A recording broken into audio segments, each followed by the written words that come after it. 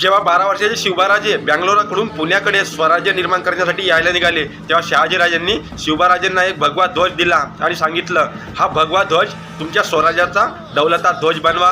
पण ध्यानी घ्या शिवबाराज, हा भगवा पेलणं कोणालाही शक्य नाही. त्यासाठी छातीमध्ये धग आणि मंगटामध्ये रग हवी, कारण हा भगवा साधा नाही. हा भगवा भगवान श्री रामचंद्रांचा, हा भगवा रामकृष्ण हरी म्हणत वारीला जाणाऱ्या वारकऱ्यांचा, हा भगवा हर हर महादेव म्हणत शत्रूवर कोसळणाऱ्या धारकऱ्यांचा, हा भगवा शौर्याचा, हा भगवा पराक्रमाचा, हा भगवा त्यागाचा, हा भगवा अस्मितेचा, हा भगवा स्वाभिमानाचा.